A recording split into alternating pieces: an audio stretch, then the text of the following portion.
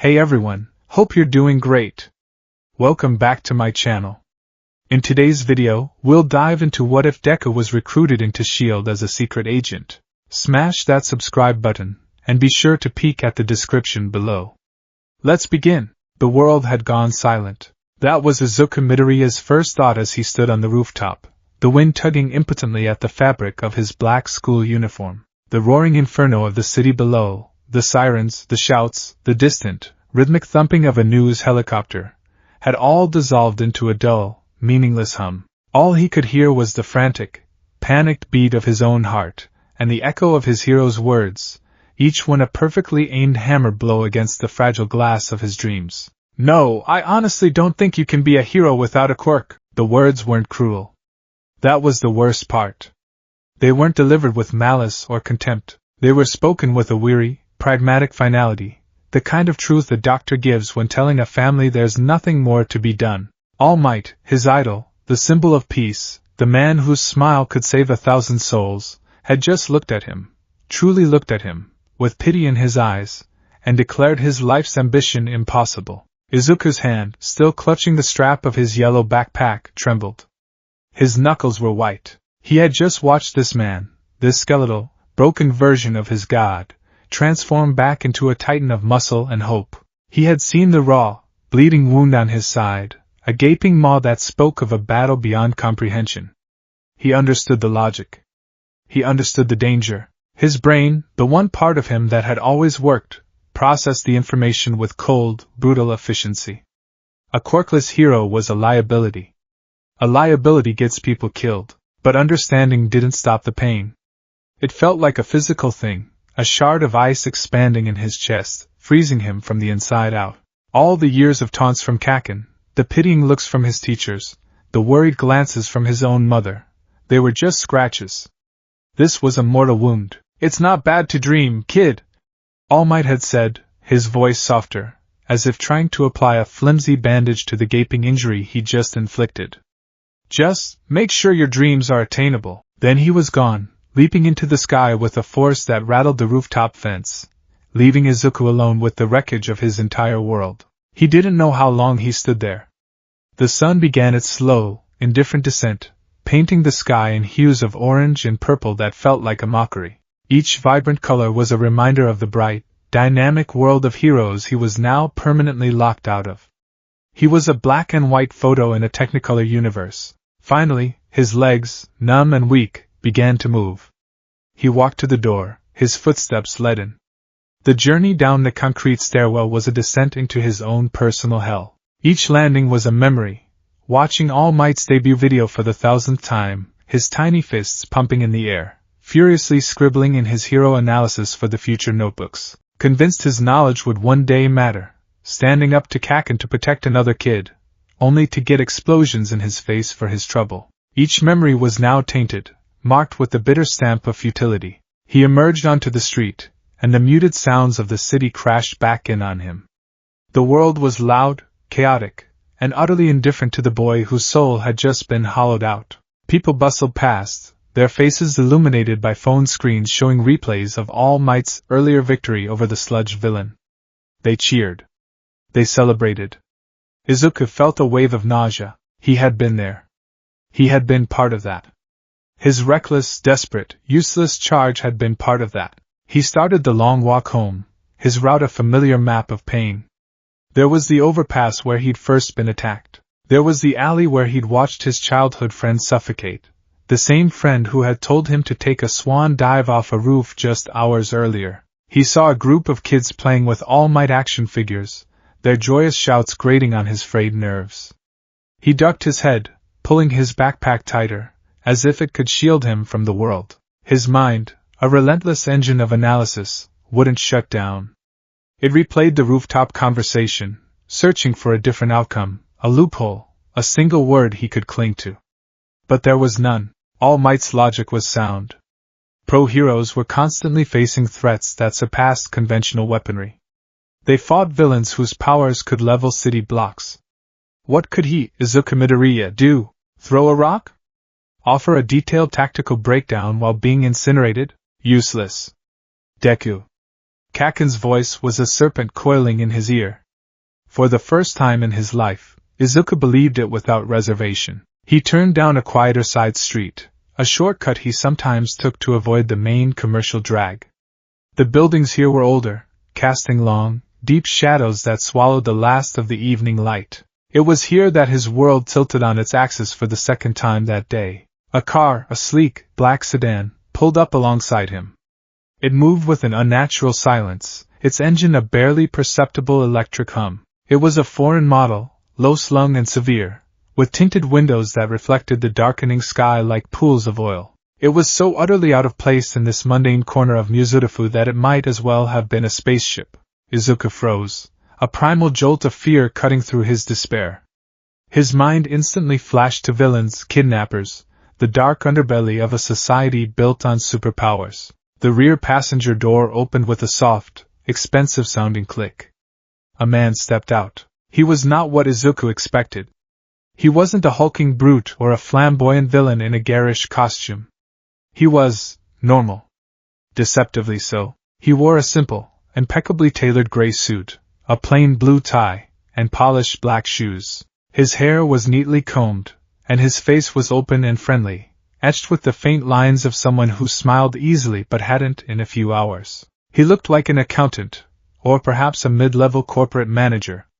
Yet, there was an aura of calm, unwavering confidence about him that was more intimidating than any display of power. "Izuku Midoriya?" the man asked. His Japanese was flawless, but carried the faint, clipped cadence of a native English speaker. Izuku's throat was dry. He could only manage a jerky nod. The man gave a small, disarming smile. "My name is Phil Coulson. I'd like to have a word with you, if you have a moment. It's better if we talk somewhere private. In the car, perhaps?" Izuku's mind screamed danger. Every public service announcement he'd ever seen warned against this exact scenario. Don't talk to strangers. Never get in a car. But his body was too tired to run, his spirit too broken to care. What more could go wrong? What was one more disaster in a day full of them? Besides, there was a strange sincerity in the man's eyes. It wasn't the predatory gleam of a villain, but the focused, piercing gaze of someone who was looking for something specific. He hesitated for a heartbeat longer, then gave another small, defeated nod. "Excellent," Coulson said, his smile warming slightly. He held the door open. Izuku slid into the car, his worn-out red sneakers looking garish against the plush black leather. The door closed with a heavy, sound-dampening thud, and the noise of the city vanished completely. It was like being in a tomb. The air inside was cool and smelled faintly of leather and ozone. Coulson settled into the seat opposite him. Another man, equally nondescript in a black suit, sat in the driver's seat, separated from them by a thick pane of privacy glass. The car began to move, gliding smoothly into the twilight. "Water?" Coulson offered, gesturing to a bottle in a recessed holder. Izuku shook his head, his hands clasped tightly in his lap. Coulson didn't press. He simply leaned back, his posture relaxed but his eyes sharp and analytical. It was the kind of look Izuku was used to giving, not receiving. It was unsettling. "I understand you've had a difficult day, Mr. Midoriya," Coulson began, his tone even and empathetic. "Witnessing a villain attack, being a victim of one yourself, and then, a rather disheartening conversation on a rooftop." Izuku's head snapped up. His blood ran cold. "How? How do you know about that?" "The conversation with All Might was private. No one could have heard." Coulson's smile didn't falter. He tapped a finger on a tablet that had been sitting on the seat beside him. The screen lit up. "My organization makes it its business to know things. We monitor events of interest. A sudden and powerful villain attack in a major metropolitan area, contained by the world's #1 hero? That qualifies as an event of interest." He swiped a finger across the screen and turned it to face Izuku. It was a video feed, crystal clear and shot from an impossible angle, high above the shopping district. It showed the sludge villain rampaging, with Kaken trapped inside. Then, it showed a small, green-haired figure bursting from the crowd. Izuku flinched, a hot wave of shame washing over him. "I know," he mumbled, staring at his shoes. "It was stupid. I was reckless. I didn't have a plan. I just got in the way. All Might said. All Might saw a quirkless child interfering. Coulson interrupted gently. That's one interpretation. It's not ours. He rewound the footage. Let's break this down, shall we? He tapped the screen, and the video played in slow motion. A series of data points and timestamps appeared in the corners. At 14 hours 2 minutes and 17 seconds local time, Coulson narrated, his voice taking on the quality of an intelligence briefing. You observed the villain's physiology. While other heroes were focused on brute force attacks against its amorphous body, your eyes immediately went to its one solid feature, the eyes and teeth. You identified a viable weak point in less than 2 seconds. He let that sink in before continuing. The video showed Izuku's backpack flying through the air. At 14 hours 2 minutes and 19 seconds, you formulated and executed a plan of distraction. Your improvised projectile, a school backpack, estimated mass of 5.8 kilograms, was aimed with remarkable precision. The probability of it striking the villain's ocular region from that distance, under duress, was less than 22%. You succeeded. This created a momentary disruption in the villain's concentration, a window of opportunity. The footage showed Izuku clawing desperately at the sludge. From 14 hours 2 minutes and 20 seconds to 14 hours 2 minutes and 26 seconds, you attempted a manual extraction. While this was, admittedly, the least successful part of your plan, your actions provided your colleague, Katsuki Bakugo, with enough air to stay conscious and unleash a powerful explosion, further disorienting the target. Your interference, which pro-heroes on the scene deemed a hindrance, directly led to the villain's hold being weakened enough for All Might to execute his final attack without risking collateral damage to the hostage. Coulson paused the video on a close-up of Izuku's terrified, determined face. He turned the tablet off and set it aside. The car was silent again. Izuku stared at him, his mind reeling. No one had ever looked at his actions that way. To everyone else, it was a moment of foolish, suicidal panic. This man had broken it down like a science experiment, like a successful military maneuver. He had seen not a liability, but a strategy. Who are you? Izuku whispered, his voice hoarse. My name is Agent Coulson, he repeated patiently. I work for an organization called the Strategic Homeland Intervention, Enforcement and Logistics Division. SHIELD for short. We're a global, extra-governmental agency. We operate in the spaces between heroes and governments. While the pro-heroes are on the billboards, dealing with the very public threats, we're in the shadows, dealing with everything else. He leaned forward slightly, his gaze intense. The world you know, Mr. Midoriya, is built on the idea that power, a quirk, is the primary metric of worth. All Might is the number one hero because he has the strongest quirk. Endeavor is number 2 for the same reason. It's a simple, effective system for the public. But it's a deeply flawed one. We at SHIELD see things differently. Coulson continued. We don't measure people by their powers. We measure them by their assets. A person who can level a building is an asset, but a person who can talk that same person down without a single punch being thrown? That's an asset too. A far rarer one. A person who, with no powers, no equipment, and no backup, runs toward a guaranteed death scenario because their moral compass overrides their survival instinct. A person whose first thought under fire is to analyze, strategize, and exploit a weakness. He gave Izuku another one of his small, knowing smiles. That, son, is an asset we can't afford to ignore. Izuku's breath hitched. Every word Coulson spoke was a direct bomb on the raw wounds All Might had left behind. He wasn't being offered pity. He wasn't being told his dream was attainable after all. He was being offered something entirely different. A new definition. All Might told you that you can't be a hero without a quirk, Coulson said, his voice dropping to a near whisper. And in his world, the world of celebrity heroes and televised battles, he's probably right. I'm not here to offer you a spot in UA High. I'm offering you something else. A chance to be a guardian. To protect people from threats they'll never even know exist. I'm offering you a place where your mind, that brilliant, analytical mind of yours, is your primary weapon. Where your courage is your shield. I'm offering you a path. The car slowed to a stop, pulling over to the curb on a quiet residential street, just a block from Izuku's apartment complex. The reality of the situation came crashing back. This was real. This strange man in his silent car was making a life-altering offer. I don't understand, Izuku stammered. What would I do? I'm quirkless. I'm weak. You're untrained. Coulson corrected him smoothly. There's a difference. We can make you strong.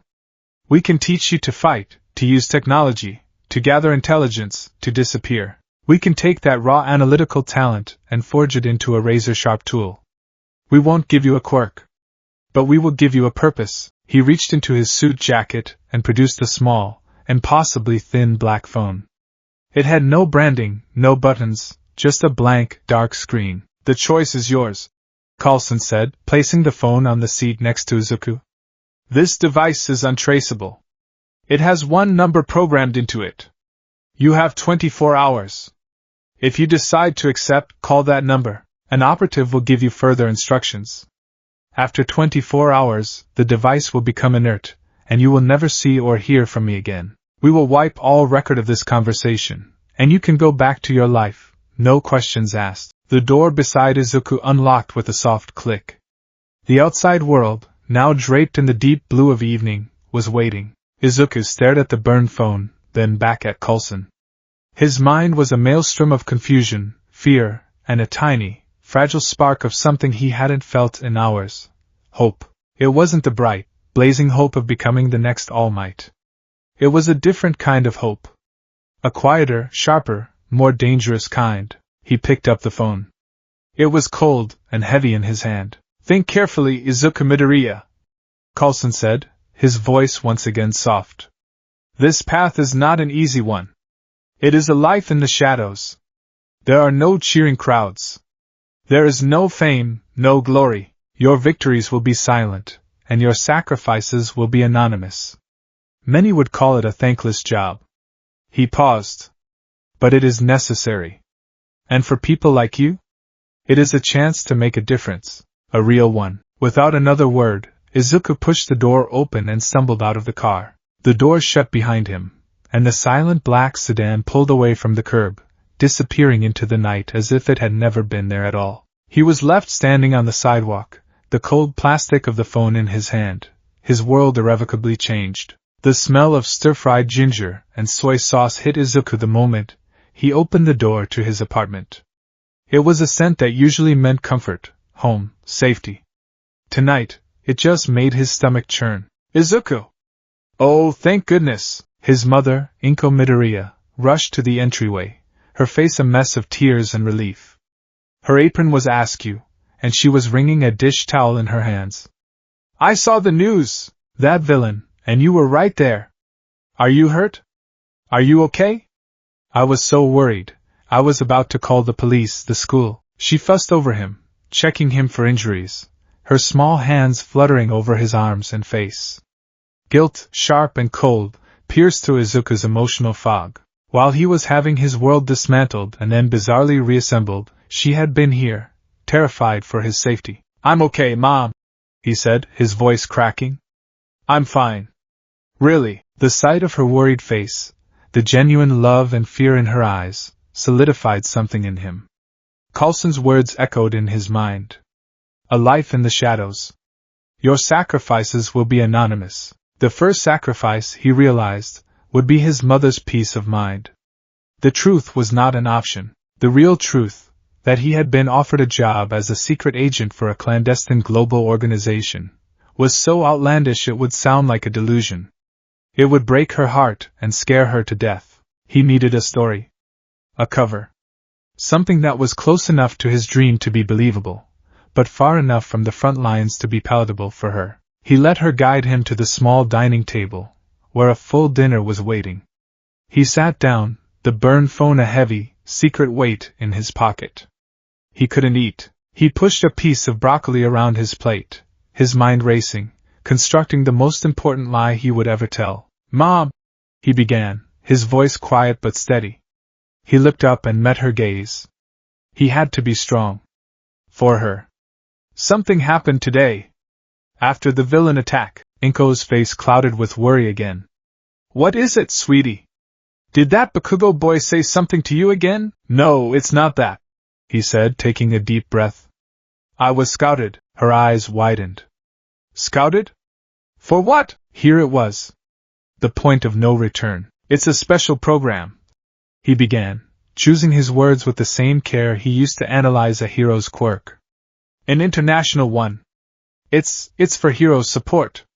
For analysts, they look for people with a knack for strategy, for analysis, people who can be the brains behind the heroes on the field. He saw a flicker of confusion in her eyes and pressed on, building the lie with layers of truth. They saw what I did today. Not the reckless part, he added quickly, seeing her begin to panic. They saw my analysis. They said my notebooks, my understanding of quirks, was at a professional level. They think I have potential. Inko stared at him, her fork hovering over her plate. An international program? Izuku, that sounds wonderful, but where is it? Is it safe? It's very safe, he said, forcing conviction into his voice. That's the whole point. It's for people who don't have the right kind of quirks for frontline combat. It's about saving people with intelligence, not just punches. The training is overseas. In America. The word hung in the air between them. America.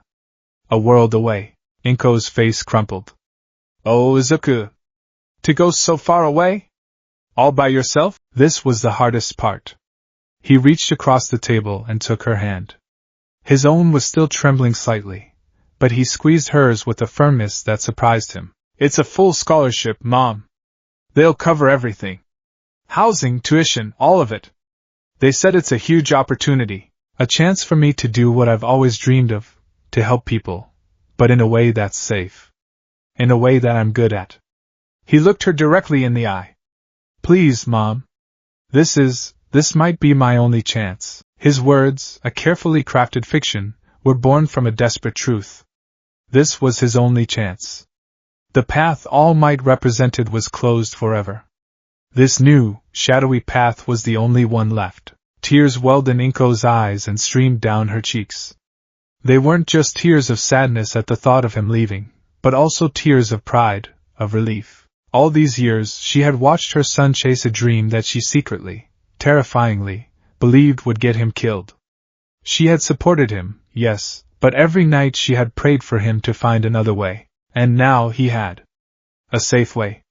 A smart way. My brilliant boy, she sobbed, clutching his hand. My smart, brilliant boy. I always knew your mind was your greatest power. The words, so close to Coulson's, sent a shiver down Izuku's spine. The guilt of his deception was a bitter pill, but it was coated in the sweet relief of her acceptance. They talked for another hour. Izuku fabricated details about the program, calling it the Global Heroic Strategic Support Initiative. A name that sounded official and boring enough to be real. He told her he would have to leave soon, perhaps in a day or two, as the program was starting immediately. Each lie felt like a small tear in the fabric of his soul, but with each one, a new resolve settled in his heart. He was doing this to protect her. That was a hero's job, wasn't it? To carry the heavy burden so others wouldn't have to. Later that night, sitting in his room, Izuku looked at the walls. They were a shrine to a dead dream. All Might posters beamed down at him, their brilliant smiles now looking hollow. The Platinum Age All Might figurine on his desk seemed to mock him with its dynamic, triumphant pose. Slowly, methodically he began to pack. He took a single, small duffel bag. He packed a few changes of clothes, toiletries, and the essentials. He paused, looking at his shelf of notebooks. Hero analysis for the future. 13 volumes of painstaking research, of hopes and dreams transcribed in ink. He took the most recent one, volume 13, and packed it. The others, the ones filled with the childish scrawls and starstruck adoration of a little boy, he left behind. It was a symbolic culling. He was leaving the fanba behind. He had to become something else. Finally, with his bag packed and sitting by the door, he took out the burned phone. His hand was steady now. The despair that had crushed him on that rooftop had been burned away, replaced by a cold, sharp, unfamiliar certainty. He pressed the single contact. It rang once, a short, electronic chirp. A clipped, professional voice answered. No greeting. Location. Izuku looked out his window at the city lights. Muzurifu, Japan. Confirmation code? Izuku's mind went blank for a second. Coulson hadn't given him a code. Then he remembered the man's words, his analysis, the reason he had been chosen. It was a test. Asset designation analyst, Izuku said, his voice low and clear. Based on actionable, real-time threat assessment during the Dagoba Municipal Beachfront incident. Codeword, Pathfinder. He didn't know where the last word came from. It just felt right. A finder of paths. That's what he had to be now. There was a moment of silence on the other end. Izuku held his breath. Code accepted, Pathfinder. The voice replied, a hint of something that might have been approval in its tone. A vehicle will be at your designated pickup point in 1 hour. Standard non-disclosure protocols are in effect. Bring one personal carry-on only. Welcome to S.H.I.E.L.D. The line went dead. Izuku lowered the phone. A shiver, not of fear, but of pure, unadulterated adrenaline, raced through him. Pathfinder. It had a nice ring to it. The final goodbye with his mother was the hardest thing he had ever done. He hugged her tightly at the door, burying his face in her shoulder, breathing in the familiar scent of home one last time. I'll call as soon as I'm settled. He lied, his voice thick with emotion. I love you, Mom. I love you too, Izuku. She sobbed, holding onto him as if she'd never let go. Be safe. And be brilliant. He finally managed to pull away, giving her one last watery smile before turning and walking away, not daring to look back, knowing that if he did, his resolve might crumble. The black car was waiting exactly where it had been before. The same silent driver, the same imposing presence. He got in without a word, and the city he had known his whole life began to slide past the window. They drove for nearly an hour, heading towards the industrial sector by the bay, a part of the city filled with derelict warehouses and the skeletal remains of forgotten factories. The car pulled into a vast, dark structure that looked like it had been abandoned for decades. The heavy steel doors groaned shut behind them, plunging them into near-total darkness. Then, lights flickered on. Rows and rows of powerful halogen lamps illuminated a space that was anything but abandoned. The warehouse was a front. The interior was a clean, state-of-the-art staging area, bustling with people in dark tactical uniforms moving with quiet efficiency. And in the center of it all, dominating the space, was an aircraft unlike anything Izuku had ever seen. It was sleek and angular, with tilting engines and a dark, non-reflective hull that seemed to absorb the light. It looked more like a weapon than a vehicle. Agent Coulson was waiting for him at the base of the aircraft's ramp. He was wearing the same suit, holding the same tablet. Made your choice, I see, Coulson said, his expression unreadable. No regrets? It's too late for regrets, Izuku replied, his voice steadier than he felt. He clutched the strap of his duffel bag. Good answer, Coulson said with a nod. He gestured towards the ramp. Welcome aboard. We call this a Quinjet. Your flight to the training facility will take approximately 9 hours. There's reading material to get you started. Izuku nodded and walked up the ramp, his heart pounding against his ribs. The interior was as stark and functional as the outside. It was all gray metal, wiring, and rows of seats with complex-looking harnesses. This was not a commercial flight. This was military. This was real. He took a seat by one of the small, thick windows and buckled himself in. Coulson took the seat across from him and handed him a data pad, identical to his own. Your preliminary briefing, Coulson explained. S.H.I.E.L.D. history, protocols, security clearance levels. You're level 1 for now. Memorize it. It will be wiped before we land. The ramp began to close with a heavy, pressurized hiss, sealing him inside.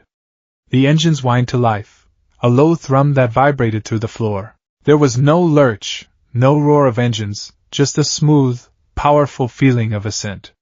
The Quinjet was lifting straight up. Izuku pressed his face to the window. Below him, the warehouse floor shrank away.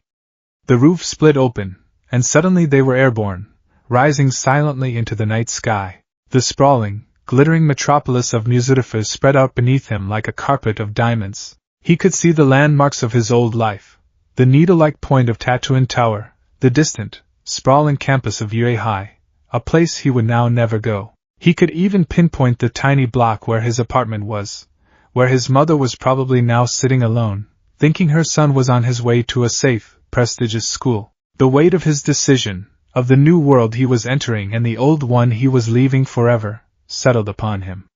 He was not the boy who had woken up this morning. That boy was gone, left behind on a rooftop with the shattered pieces of a dream. A single, hot tear escaped and tracked a path down his cheek. He didn't sob. He didn't break down.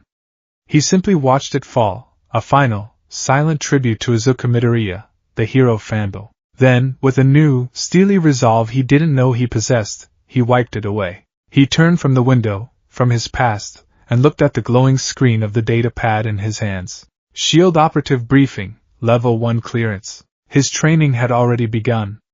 An Agent Midoriya, codenamed Pathfinder, had a lot to learn. The Quinjet descended with a silence that was more unnerving than the roar of a traditional engine. For 9 hours, Izuku had been suspended between worlds, soaring through the stratosphere in a marvel of stealth technology. He'd spent the entire flight devouring the information on the datapad Agent Coulson had given him.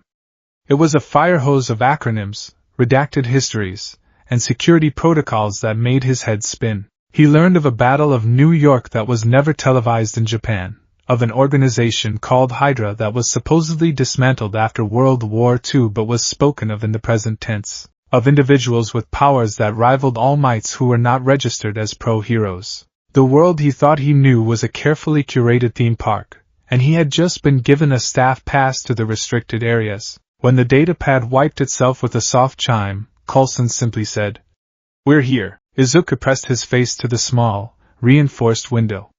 There was nothing to see but an endless expanse of brown, sun-baked desert.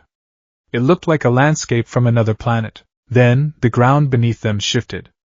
A colossal section of sand and rock retracted with silent, hydraulic grace, revealing a yawning chasm of darkness punctuated by the sharp, sterile lights of a hidden base. The Quinjet sank into the earth, and the roof of the desert sealed above them, leaving no trace of their entry. The ramp lowered, and the air that hit Izuku was a shock.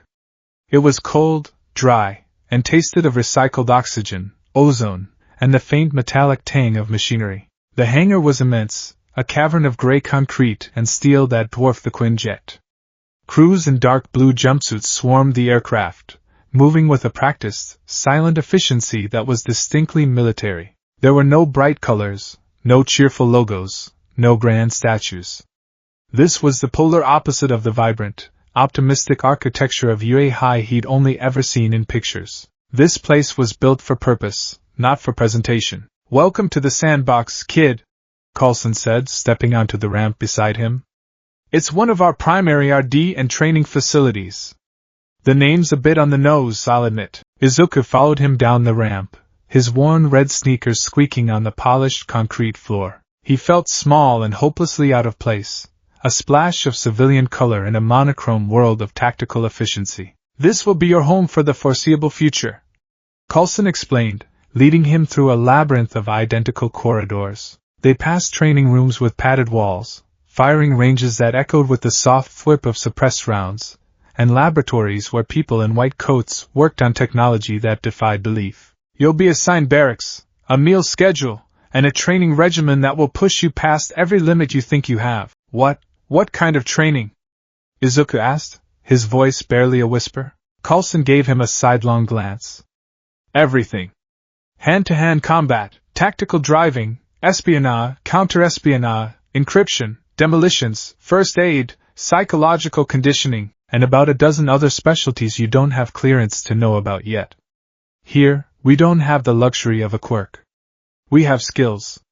And we expect our agents to be proficient in all of them." They arrived at a set of heavy blast doors. Coulson placed his hand on a scanner, which glowed blue. "Your mentors have been chosen based on your initial assessment. They are the best at what they do. Do not disappoint them." The doors hissed open, revealing a bustling command center.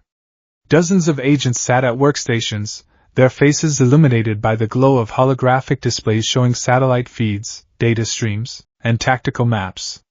It was the nerve center of the entire facility. At a large, central console stood a woman with dark hair pulled back in a severe bun. She wore a standard shield uniform, and her posture was ramrod straight. Her eyes, sharp and intelligent, scanned a dozen screens at once, absorbing information with an intensity that made Izuku's own analytical habits seem like casual doodling. "Commander Hill," Coulson said by way of introduction. Maria Hill didn't turn around. Her eyes remained fixed on the main screen. "Coulson, this is the asset? He looks young." Her voice was crisp, devoid of any warmth. "He has potential," Coulson said. Hill finally turned, her gaze sweeping over Izuku from head to toe. It was not a welcoming look. It was an appraisal, like a mechanic inspecting a piece of faulty equipment. "Potential is a liability until it's realized. We deal in results here, Midoriya." She knew his name. Of course she did. "I'm in charge of your strategic and tactical training. Your mind, we're told, is your primary asset. We're going to see if it can be weaponized or if it's just a hobby." She tapped a command into her console, and a small, complex puzzle, a holographic matrix of interlocking rings, appeared in the air in front of Izuku. "This is a standard field operative cognitive test. Solves in under 3 minutes for an agent, under 1 for a specialist. You have 45 seconds. Izuku stared at the puzzle. It was a three-dimensional logic problem, with patterns that shifted based on his potential movements. His heart hammered in his chest. This was a test. His first test. He took a deep breath, and the world narrowed. The bustling command center faded away. It was just him, and the puzzle. His mind, the one thing he had always trusted, kicked into high gear. He didn't just see the rings.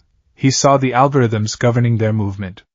He saw the potential outcomes of every twist and turn, mapping them out in his head 3, 4, 5 steps ahead. His hands moved, swiping through the holographic interface. He didn't think. He reacted, his brain processing the patterns faster than he could consciously register them. The rings clicked, shifted, and unlocked. 27 seconds. The puzzle vanished.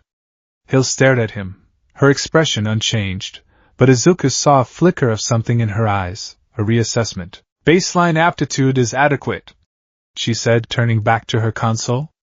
It was the coldest praise he had ever received. "Your first simulation is at 0600 tomorrow. It's a hostage crisis scenario. Your objective is to devise a non-lethal extraction plan for a target with a pyrokinetic quirk in a volatile environment. The scenario is rigged for 97% failure. Do not be late." She dismissed him without another glance. Coulson placed a reassuring hand on Izuku's shoulder. "She'll warm up to you. Eventually. Maybe." He led Izuku out of the command center and down another corridor towards a massive gymnasium complex. The smell of sweat, disinfectant, and rubber mats was overwhelming. Inside, a lone figure was moving through a series of combat forms. It was a woman, smaller than him, with dark, straight hair. She moved with a fluid, terrifying grace, each strike and block executed with an economy of motion that was breathtaking. There was no wasted energy, no flamboyant poses. Just pure, lethal efficiency. As they approached, she finished her routine, standing perfectly still. Her face was a mask of stoic indifference, her eyes dark and unreadable. "This is Agent Melinda May," Coulson said, his voice a little more subdued. "She'll be handling your combat and physical conditioning." May's eyes settled on Izuku. It felt less like a look and more like a threat assessment scan. She saw his slight build, his nervous posture, the softness of a boy who had never been in a real fight he hadn't immediately lost. She didn't speak. She simply gestured to the center of the mat. Izuku looked at Coulson, who gave him a slight, apologetic nod. Swallowing hard, Izuku stepped onto the mat, his duffel bag dropping to the floor beside him. He adopted the only fighting stance he knew, a clumsy imitation of All Might he'd seen in videos. May's expression didn't change, but he thought he saw the corner of her mouth twitch for a nanosecond. She moved. It wasn't a rush or a charge. One moment she was 10 feet away, the next she was inside his guard. Her hand shot out, not in a punch, but with an open palm aimed at his chest. He tried to block, but his arms felt like they were moving through molasses. Her hand connected with a point just below his sternum. It wasn't a powerful blow, but a perfectly placed one. The air exploded from his lungs, and his entire nervous system seemed to short-circuit. His legs gave out, and he collapsed onto the mat, gasping like a fish. He lay there, vision swimming, trying to remember how to breathe. May stood over him, looking down with that same impassive expression. "Get up," she said. Her voice was quiet, almost a whisper, but it carried more authority than a drill sergeant's scream. It took him a full minute to struggle back to his feet, his muscles trembling. "Again," she said. The next 10 minutes were a blur of humiliating, painful failure. She took him down again and again, never using the same move twice. A sweep of the leg, a lock on his wrist that sent fire up his arm, a subtle shift of her weight that threw him completely off balance. She never broke a sweat. He, on the other hand, was a bruised, gasping wreck. Finally, he lay on the mat, too exhausted to even try to get up. She loomed over him one last time. "Analysis is useless if you're dead before you can finish a thought," she said. "Your body is a tool. Right now it's a broken one. We will fix it. Or it will break you. 0500, every day." She turned and walked away without a backward glance. As Coulson helped a groaning Izuku to his feet, a new figure entered the gym. He was around Izuku's age, with sharp features, slick back brown hair, and an arrogant smirk that reminded him uncomfortably of Kaken. He wore a SHIELD-issued lab coat over his uniform and was fiddling with a device on his wrist. "So this is the new project?" the boy said, his voice dripping with condescension. He looked Izuku up and down, his eyes lingering on the All Might keychain hanging from Izuku's dropped bag. "A hero fanba, corkless from the file. Fury's really scraping the bottom of the barrel this time." "Vance, be nice," Coulson said, though there was no real heat in his tone. "Midoriya, this is Kalen Vance. He's our resident tech prodigy, head of Youth Division RD, which mostly means he's the only one in it. You two will be working together on equipment integration," Vance scoffed. "Great. I get to build next-gen stealth suits and he can probably tell me what color All Might's underwear is. Thrilling collaboration." He tapped his wrist device. "Look, just try not to break my prototypes, hero worshipper. They're worth more than your entire education." He swaggered off, leaving Izuku standing there, bruised, exhausted, and now thoroughly insulted. In the space of 30 minutes, he had been mentally dissected, physically dismantled, and verbally belittled. This was his new life. The next 6 months were a relentless, grueling crucible designed to burn away every last trace of the boy he had been. SHIELD didn't just train its recruits, it deconstructed and rebuilt them. His days began at 0445, when he would drag his aching body from his sparse barracks cot. His room was a small, windowless cube with a bed, a desk, and a terminal. There were no posters, no figurines, no color. It was a cell designed for function, not comfort. At 0500, he was on the mat with May. The sessions were brutal. She was a relentless, unforgiving instructor. She taught him Krav Maga, Systema, and a dozen other fighting styles, focusing not on flashy moves but on brutal efficiency. The goal was to disable, disarm, and neutralize any threat as quickly as possible. "Stop thinking," she would command, sweeping his legs out from under him for the 100th time. "You're trying to predict my entire fighting style. Just predict my next move. One step. That's all you get in a real fight." Izuku's body screamed in protest. He collected more bruises in his first week than he had in his entire life. But slowly, painfully, he began to change. He learned to take a punch. He learned to fall correctly, and his analytical mind, which May had initially scorned, began to adapt. He couldn't outmuscle his opponents, so he had to outthink them. He started seeing fights not as brawls, but as kinetic puzzles. He began to notice the subtle tells, the shift in a person's weight before a kick, the tensing of their shoulder before a punch, the way their eyes flickered to their target. One day, during a sparring session, May threw a punch he'd never seen before. But he saw the minute rotation of her hip, an indicator of where her force would be directed. He didn't try to block it. He simply moved his head 2 inches to the left. The punch whistled past his ear. For a full second, he was still standing. It was the longest he'd ever lasted. He was rewarded with a jab to the ribs that sent him to the mat anyway. But as he lay there gasping, he saw May give a single, almost imperceptible nod. In May's world, it was the equivalent of a standing ovation. From 0600 to 0900 were his sessions with Hill. These were his element. They weren't physical, but they were just as exhausting. He was thrown into complex geopolitical simulations, tasked with intercepting coded messages, and forced to run threat assessments on newly emerged quirk users from around the globe. Hill was as demanding as May, but in a different way.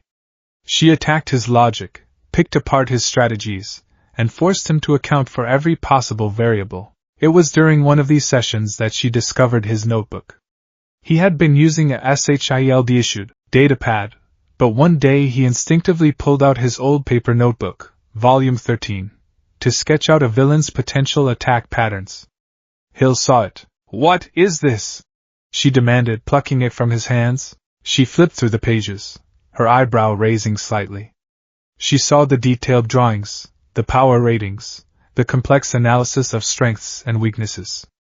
She paused on his entry for the pro-hero edge shot. "Quirk, fold the body," she read aloud, her tone flat. "Allows him to make his body extremely thin and stretch. Application analysis, not just flattening, but manipulation of mass at a cellular level. Potential for espionage is vastly underutilized. Could likely pass through any gap wider than a sheet of paper. Weakness, susceptible to wide-area vacuum effects or sudden atmospheric pressure changes. Also, high-frequency sonics could disrupt his bodily cohesion." "Where did you get this data?" I just watched him," Izuku stammered. "I observed his fights and made some logical deductions." Hill was silent for a long time, her eyes scanning the page. "Your presentation is juvenile," she finally said, tapping the cartoonish drawing of the hero. "Your adoration for these heroes is a psychological vulnerability we will need to address.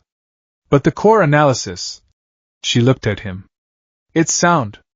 Frighteningly so." From that day on, his training shifted.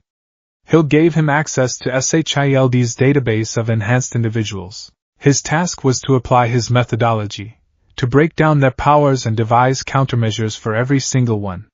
He was no longer just analyzing heroes.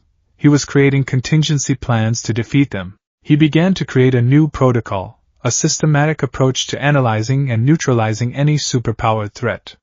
Hill, in a rare moment of dry wit, christened it the Pathfinder Protocol. Izuku Midoriya, the Fanba, was building the foundation for SHIELD's modern enhanced threat response doctrine. His afternoons were spent in the tech lab with Vance.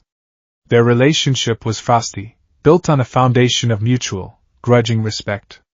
Vance was a genius with hardware. He could build an EMP grenade out of a microwave and a cell phone, or design a stealth fabric that could fool thermal and infrared scans. But he had no patience for field application. "It's a multiphasic lockpick, Midoriya," Vance would snap, holding up a sleek metal cylinder. "It cycles through 10,000 discrete sonic frequencies per second. It can open anything short of a bank vault. Just point it and press the button. It's not complicated." "But what if the lock has a kinetic trigger?" Izuku would counter, turning the device over in his hands.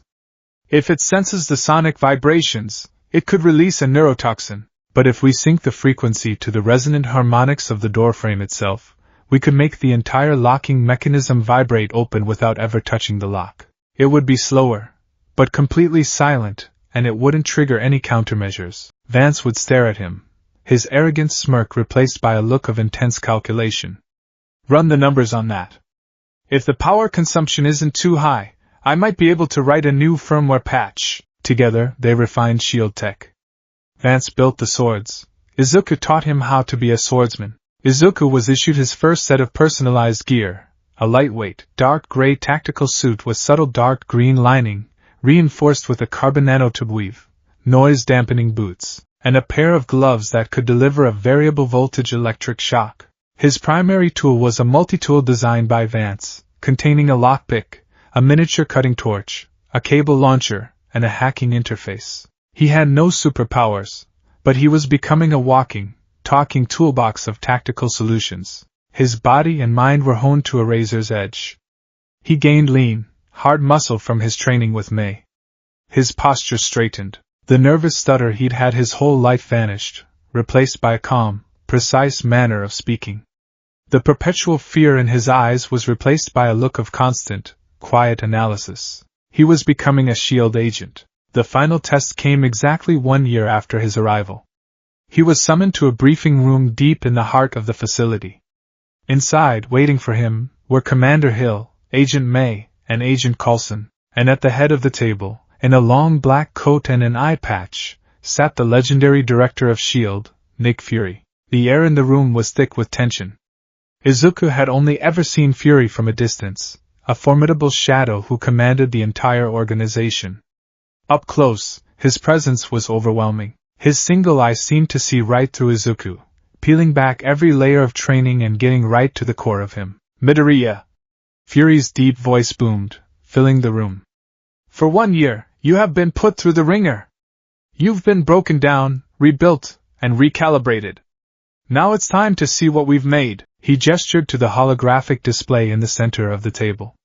A blueprint of the sandbox itself appeared. This is your final exam, Fury stated. 6 hours from now, this facility will enter a lockdown drill. A simulated catastrophic failure. Your objective is threefold. 1. You will retrieve sensitive data from Commander Hill's command center. 2. You will acquire a prototype weapon from Vance's lab. 3. You will extract yourself from the base via the North Hangar's emergency escape hatch. You will do all of this without being detected. The entire base will be your opposition. Every agent, every security system. Consider them hostile. Izuku's blood ran cold. It was an impossible task. Commander Hill has prepared the tactical response teams. Fury continued. Agent May will be personally leading the hunt for you. Agent Coulson will be your mission handler, but you will have no direct communication with him. He is simply here to observe. If you are caught, you fail. If you fail, you're on the next Quinjet back to Japan with a complimentary memory wipe. Am I clear? Yes, sir, Izuku said, his voice a tight knot in his throat. Fury's eye narrowed. One more thing. The prototype you're stealing from the lab? It's real. And unstable. Vance tells me if you jostle it too much, it's liable to take out this entire wing of the facility. No pressure, kid, he leaned back. Your time starts now. Good luck, Agent. The moment Izuku stepped out of the briefing room, the transformation was complete. The fear, the doubt, he compartmentalized it.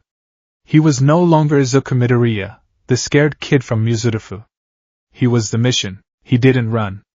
He walked calmly to the nearest ventilation shaft, his mind already working, processing the blueprints he had just seen, running through patrol schedules he had memorized, calculating the timing of the security sweeps. He moved through the hidden spaces of the base, a ghost in the machine he now knew better than anyone. He reached the command center through a service duct above the ceiling panels. He watched till below, masterfully directing search teams to places he had been minutes ago. He used a miniature drone, a gift from Vance, to lower a device that piggybacked onto their network, downloading the data packet he needed in a matter of seconds. Objective 1 complete. The lab was harder. Vance, knowing Izuku would come, had set up a series of his own traps. Izuku found himself in a mental chess match against his rival, bypassing laser grids with carefully angled mirrors and fooling pressure plates by using his grappling line to move across the ceiling. He found the prototype, a pulsing sphere of energy in a magnetic containment field. He could feel the unstable power radiating from it. Gently, ever so gently, he lifted it, his every movement precise. Objective 2 complete. The hardest part was the last. The entire base was now on high alert. May was closing in. He could feel it. She wasn't just following his trail, she was predicting his path. She knew how he thought. He was cornered in a service corridor, with May and her team seconds from his position. There was no way out, and that's when he stopped thinking like an agent and started thinking like Deku. He didn't look for the path S.H.I.E.L.D. had taught him. He looked for the path they would never expect. He looked up. Above him was a massive water pipe for the base's fire suppression system. He placed a small, shaped charge, just enough to rupture, not destroy, on the pipe. Then he ran. He slid into the hangar just as May's team rounded the corner. He heard her shout. Then, a muffled explosion, followed by the roar of thousands of gallons of water flooding the corridor behind him. It wouldn't stop her for long, but it was the window he needed. He reached the escape hatch, slapped his hand on the terminal, and keyed in the code. As the door hissed open, he turned and saw May standing at the end of the now flooded hallway, soaking wet, her face unreadable. He gave her a small, respectful nod, and then he was gone. He emerged under the desert stars, the warm night air a stark contrast to the sterile chill of the base. He had done it. A few minutes later, a vehicle pulled up. The door opened, and Director Fury stepped out. He stood before Izuku, his single eye taking in the boy's disheveled state. Report, Midoriya. Objective 1 complete. Objective 2 complete. Objective 3 complete, Izuku said, his voice steady. The prototype is secure. Fury was silent for a moment. Hill is furious you used her own network against her. Vance is complaining about the water damage to his lab. And Agent May, she said you fought smart. He paused. Coulson's initial assessment was that you had the mind of a strategist. He noted your ability to observe a situation and find unconventional paths to victory. He looked up at the stardusted sky. In this line of work, we don't always get a clear road. Sometimes the path is blocked, compromised, or a straight-up trap. We need agents who can find a new one, agents who can make a way where there is none. We need pathfinders. He turned his gaze back to Izuku, and for the first time, his expression softened almost imperceptibly. Effective today, your training is complete. You are a probationary field agent. We're assigning you a codename, based on your evaluation. From now on, in the field, you will be known as Pathfinder. Izuku felt a swell of pride so intense it almost made his knees buckle. He had earned this. He wasn't a hero, not in the way he had dreamed. He was something else. Something new. However, Fury added, his voice returning to its usual gravelly tone. Your file still lists your self-chosen designation from your intake call. Deku. Useless. That right? Izuku flinched slightly. It's a reminder, sir. Of where I started. A reminder to always try harder. Fury stared at him, his eyes seeming to bore into his very soul. All right, Pathfinder, he said, a ghost of a smile playing on his lips. You can keep your reminder, just don't let it get in the way of the mission. He turned and walked back to the vehicle, leaving Izuku standing alone in the vast, silent desert. He was Agent Izuku Midoriya of S.H.I.E.L.D. His codename was Pathfinder. He had mentors, a rival, a purpose, but as he looked at his own hands, calloused, scarred, and far more capable than they had been a year ago, a small, quiet voice in the back of his mind whispered the old, hated name. Deku. It wasn't an insult anymore.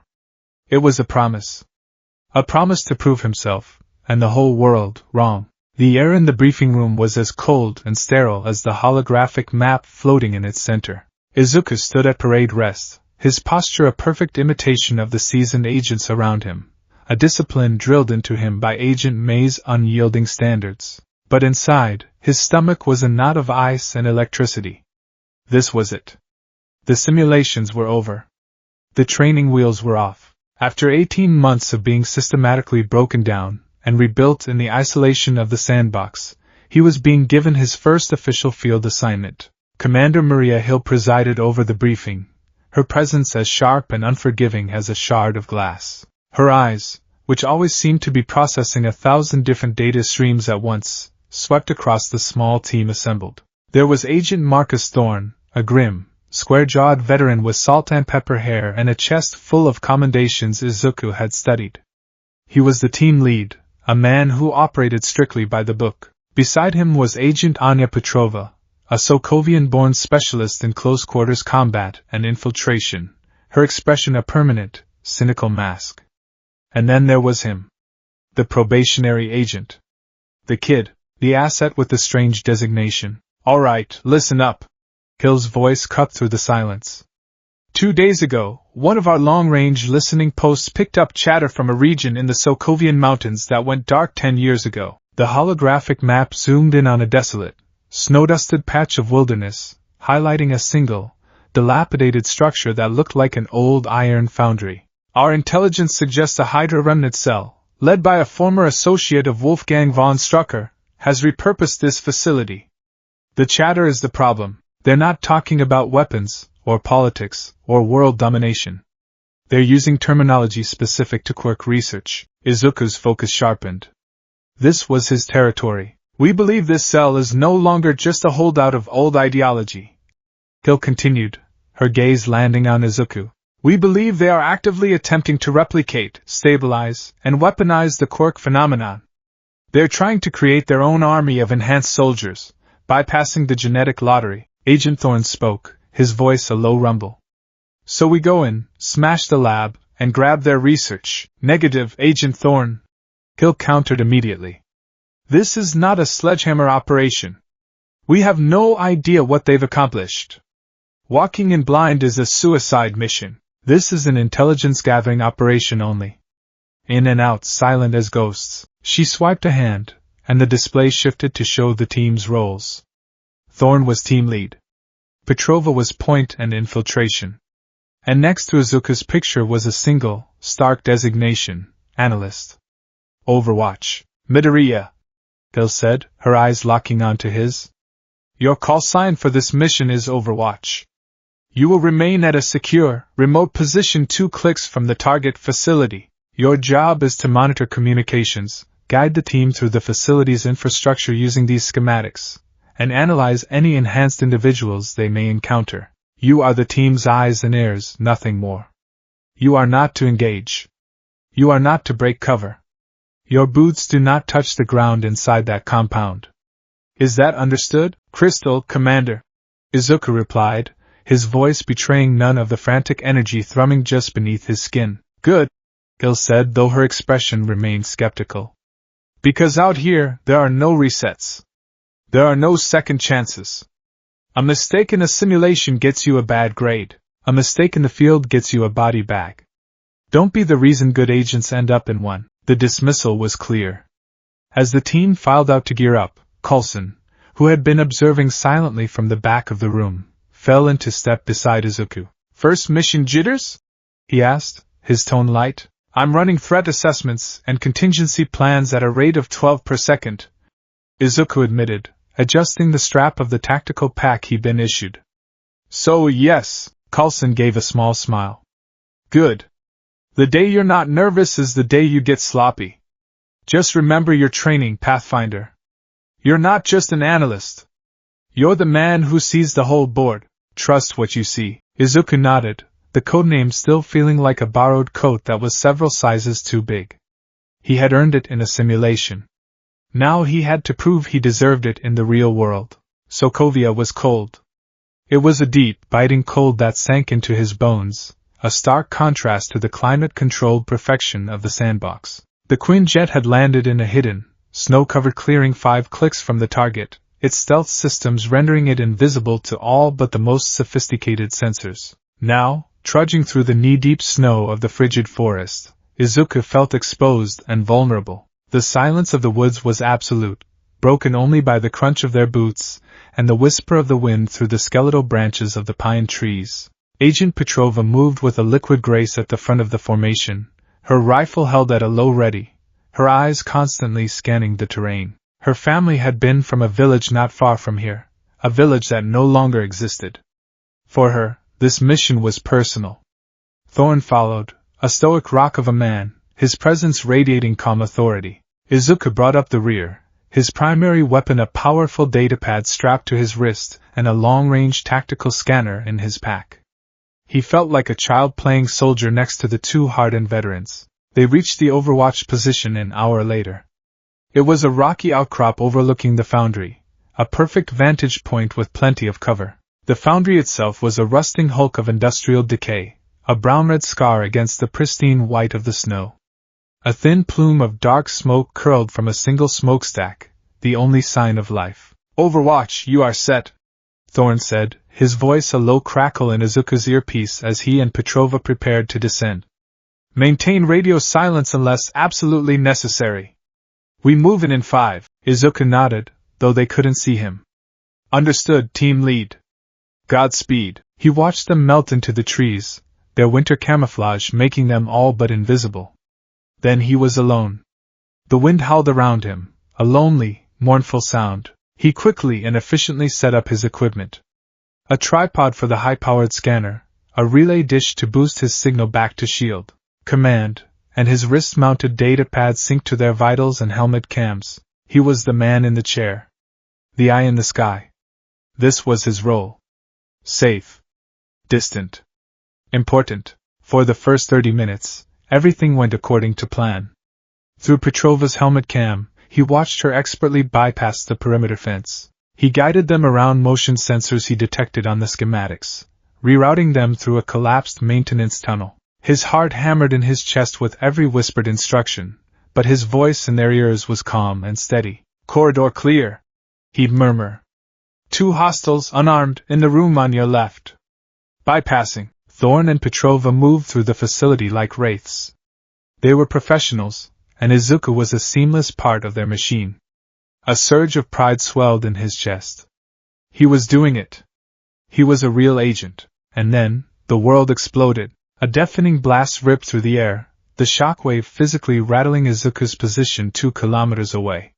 He watched in horror as Thorn's helmet cam spun wildly and then went dark. Petrova's feed showed a blur of fire and shrapnel before she was thrown against the wall, her feed cutting to static. Thorn! Petrova!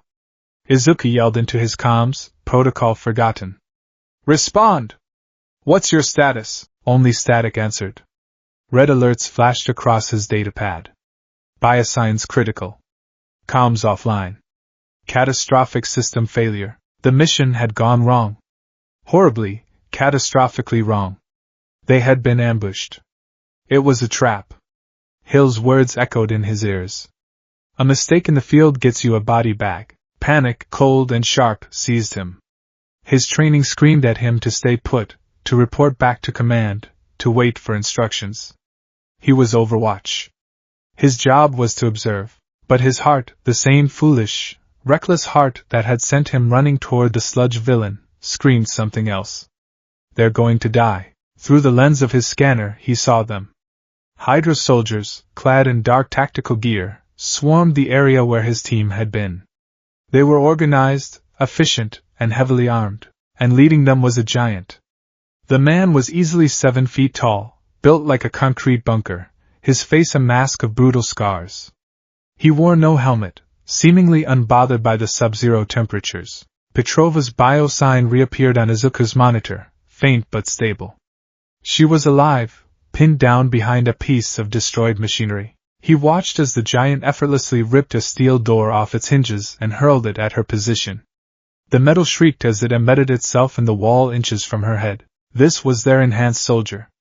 The product of their research. Izuku forced his panic down, compartmentalizing it into a cold, dark box in the back of his mind. He was Pathfinder.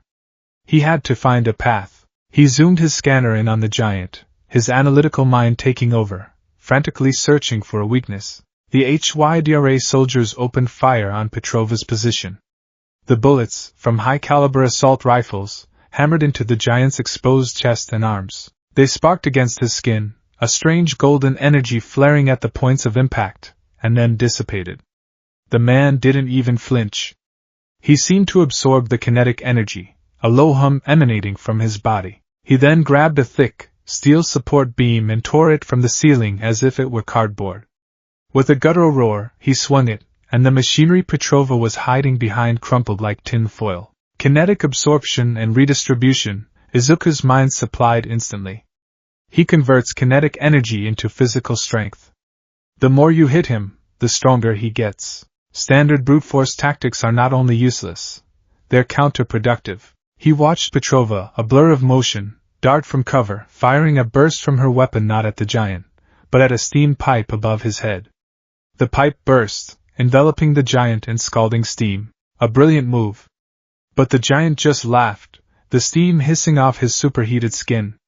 He was a walking furnace, and that's when Izuku saw it. Through the high magnification lens, he saw the faint flush on the man's skin, the network of veins bulging on his neck and temples, glowing with a faint, orange light. Steam wasn't just coming from the pipe, it was rising from his skin, a faint mist in the frigid air. His breathing was heavy, ragged, each exhalation a cloud of vapor, far thicker than it should be. His mind flashed back to a dozen different quirk analyses. Powers that generated immense energy always had a cost. A biological price. Endeavor risked overheating. All might had a time limit. It's not a perfect conversion, Izuku realized, his heart starting to pound with a new, terrifying idea. There's waste. Heat. An immense metabolic cost. He's burning through energy at an exponential rate. His quirk is a furnace, and his own body is the fuel. He had found the weakness. But it was useless. Calms were down. He couldn't tell Petrova. She was fighting a battle of attrition she could not win. He watched as the giant backhanded her, sending her flying into a concrete wall. Her biosign flickered and went red again. Unconscious. Or worse. Thorn's signal was gone completely. Izuku Midoriya was faced with the exact same choice he'd faced on that rooftop with all might. Stay put, follow the rules, and be a good, safe, useless observer. Or act. He looked at the dying embers of his team's signals on his screen. He looked at the impossible giant, roaring in triumph. He thought of Coulson's words, trust what you see. He saw a path. A stupid, reckless, suicidal path. But it was the only one he had. In that moment, he broke protocol. He packed his scanner, shouldered his rifle, a weapon he had qualified with but May had always said was his last resort, and slid down the snowy embankment.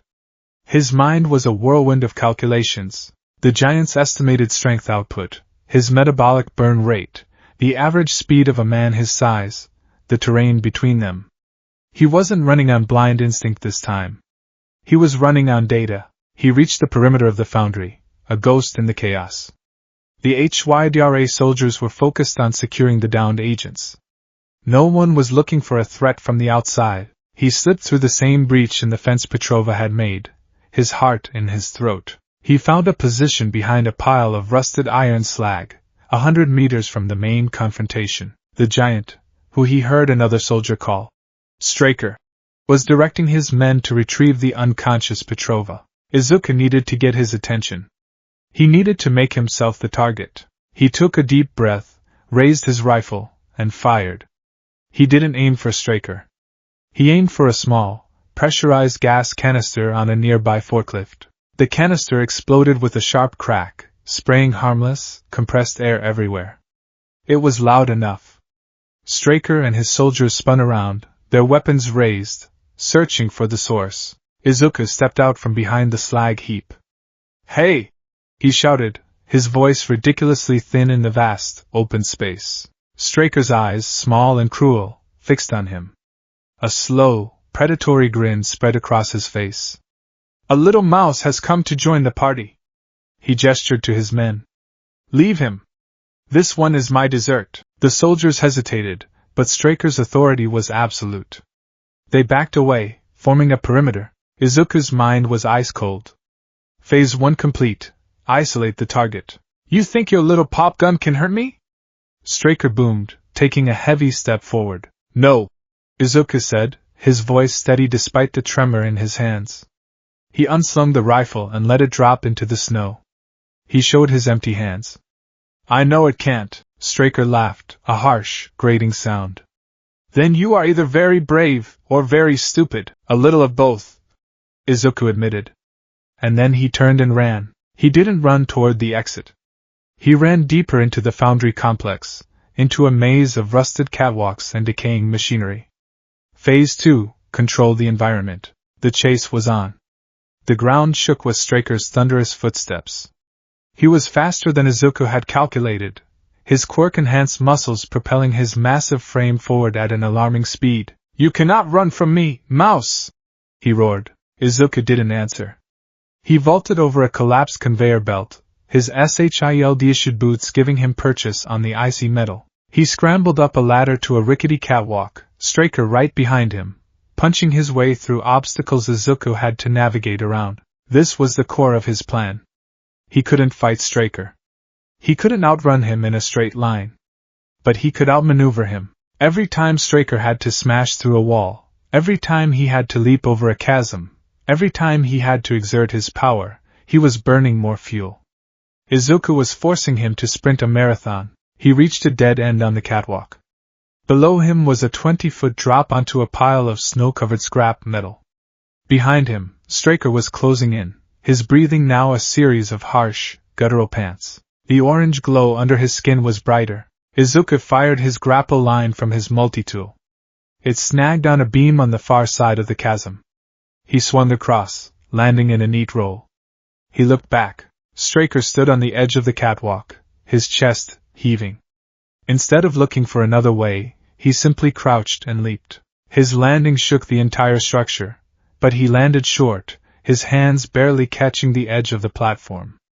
For a moment, his immense weight threatened to pull him down. With a furious roar, he hauled himself up, the muscles in his back and arms bulging grotesquely. He was getting tired. It was working. Izuku took off again, leading him through the most complex, obstacle-ridden path he could find. He used a smoke pellet to obscure a corner, causing Straker to charge headfirst into a solid steel column. He used a flashbang to disorient him, buying himself precious seconds. He wasn't fighting him. He was bleeding him dry, one burst of energy at a time. He could feel his own lungs burning from the cold air, his legs screaming with effort. But the fear was gone, replaced by a singular, predatory focus. He was the matador, and Straker was the bull, and he was leading him to the kill. He finally found the place he was looking for, a vast, open smelting yard, dominated by a single, colossal, long-dead oak tree, its branches like skeletal fingers against the gray sky. It was a kill box, nowhere left to run. He stopped, turning to face his pursuer. Straker stumbled into the clearing, his massive frame now hunched over, his breath coming in ragged, painful gasps. The glow under his skin was a furious, pulsating red. He was a walking meltdown. Tired of running, mouse, he wheezed. I'm done running, Izuku said, his own voice tight from exertion.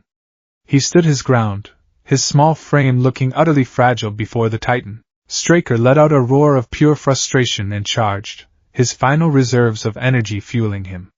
This was the moment Izuku had been planning for. The final, fatal overexertion. Izuku didn't move until the last possible second. As Straker's massive fist, glowing with stored energy, swung at his head, Izuku dropped. He hit the snow, rolling hard to the side. Straker, unable to stop his momentum, his entire body screaming for release, plowed his fist into the ancient oak tree. The impact was apocalyptic. The sound was like a thunderclap and a lightning strike happening at once. The oak tree, which had stood for centuries, exploded into a cloud of splinters and sawdust. The kinetic energy Straker had absorbed from the HYDRA soldiers' bullets, the energy he'd expended chasing Izuku, all of it was released in one catastrophic blow. For a moment, Straker stood there, his arm buried to the elbow in the pulped remains of the tree trunk. The red glow under his skin flickered, dimmed, and then went out like a switched-off light bulb. His eyes rolled back in his head. The furnace was out of fuel. He collapsed like a puppet with its strings cut, crashing into the snow with a heavy, final thud. He was alive, but completely inert. Izuku lay in the snow, his body screaming, his lungs on fire, watching the snowflakes drift down into the sudden, profound silence. He had done it.